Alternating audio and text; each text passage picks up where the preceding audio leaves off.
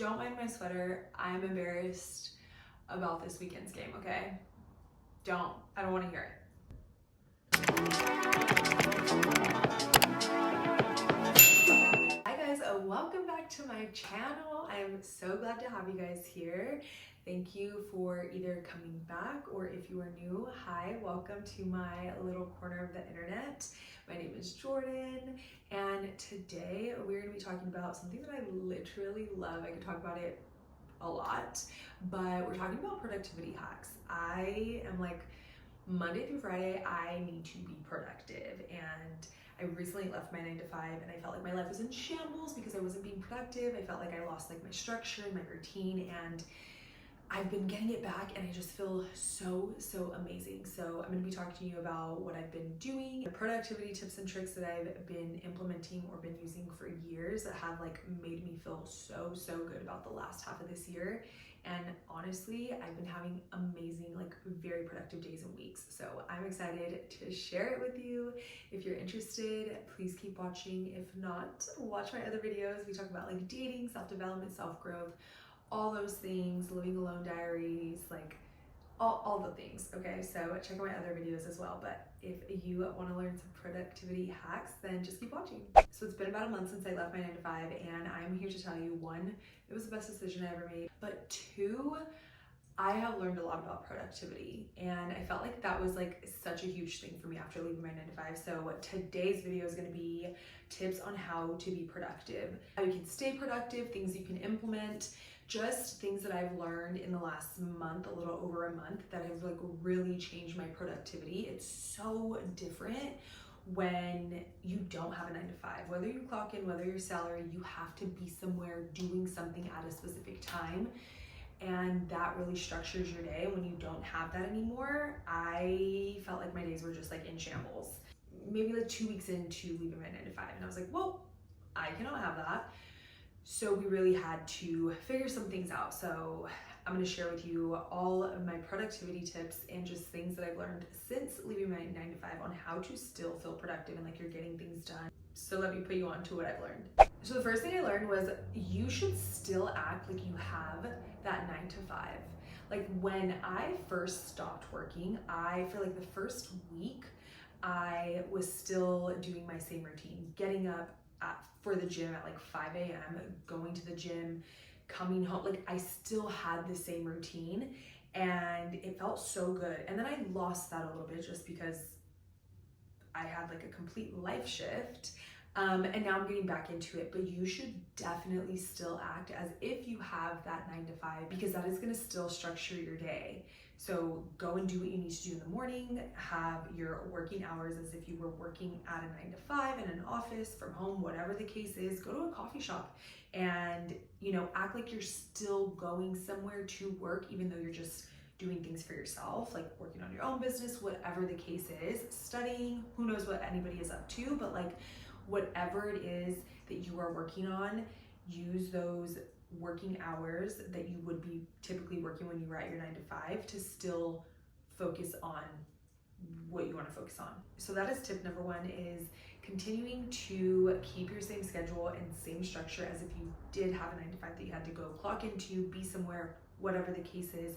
Keep the same schedule. The second thing I learned was really starting your goals and kind of resetting in September. So I heard this on a Mel Robbins podcast, and I will have to find it and I'll link it down below, but this was such a good episode. And one of the episodes was talking about like restarting and resetting in September, and it made so much sense to me. So here's the concept: is in September, everybody's going back to school, the season changes, the weather changes, everything about like life kind of changes. So it just makes sense that like we start to change and implement, new habits and new routines and work towards our goals in September when things are already transitioning. We're going into fourth quarter of the year. People are going back to school. They're starting a new school year, which is like, okay, so interesting. I never thought of it that way. The weather changes, the season changes, everything pretty much changes. So why not start to implement new habits and routines and start really working towards your goals in September? For me, when I heard this, I was like, this makes so much sense. Like, why have we not done this? Why are we waiting until January? So for me, I have just been feeling extra motivated and extra productive because also like in September, August, September, like we're starting to stay inside a little more because it's not summertime. We're not, out traveling and just being outside because it's like hot and the season is just so different. So a lot of people are staying inside a little bit more. She goes into like so much more detail in her podcast. So go ahead and listen to it. It is so good. She also has so many other amazing episodes that I just like love. So I think that is such a great analogy. It has definitely made me more productive and just like made me shift things that I'm doing so that when January comes, I don't feel like I have to make a complete, from December 31st to the 1st, I'm not making a whole, trying to turn over a whole new leaf. Like gradually I had been doing it already since September. My third tip for productivity is setting a timer when you are doing tasks. I also learned this from the Mel Robbins podcast. I'm telling you, I'm obsessed with her show. But she was explaining that if you have 30 days to complete an assignment at school, it is gonna take you 30 days. But if you have an hour to write a paper or put a presentation together, it's gonna take you an hour. So tasks take as long as we allow them. As much time as we give it, that's how much it takes. When I heard this, I was like, no way. After that, me and my timer, we're locked in, we're best friends. Me and the girl that starts with the S, don't want to say it because I'm recording on my phone. Her and I are best friends, okay? We talk all day, every day. So I'll literally tell her, hey, girlfriend, set a timer for X amount of time, set a timer for 30 minutes. And I always think like, realistically, how long is this gonna take me? And honestly, it's like a race. I feel like I'm like in a challenge against myself. Like, okay, it better take me less than the time I just gave it. And so I just set my timer and it's always like, I am timing myself. When I'm doing admin, give myself, depending on how many emails I have, give myself 25 minutes. I actually get these things done in the time I said I was gonna get them done. Rarely do I ever go over the time because I'm actually very reasonable with myself. Like if I am just focused, I will get this done in this amount of time. So I typically am like at time or under, and it's amazing. It really, really makes you like actually cross off everything on your to-do list. And I know if you're like me, that is like the best feeling, seeing all the cross marks off of your checklist for the day. Oh my gosh, that is like one of my favorite tips that I recently learned and recently like implemented. And I just have that quote in my head, like tasks take as much time as we allow them to take. So if you give it 30 minutes, it's gonna take you 30 minutes. So that's my favorite tip hack that I've implemented, and it has been a game changer. I tell you, like, try it and let me know. This tip I've been doing for years. This is just how my brain is wired, but a lot of people don't do this or they're just not wired like that. And I would literally not be productive if I didn't do this. And that is having a planner and writing things out. I write everything out. I literally write out going to the gym, saying my affirmations, journaling, everything I need to do. So those are like my habits, and then everything I need to like actually get done. I literally write it all down because if I don't, one, I'm gonna lose it like in the abyss of my brain.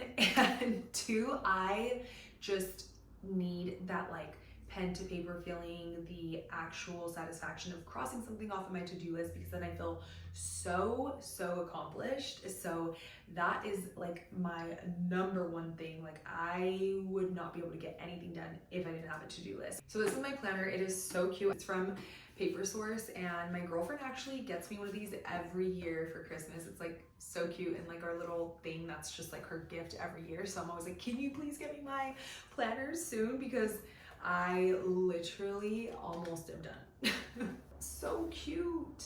I love it. And it's like foldable. It's just, I love it. All of these pages done.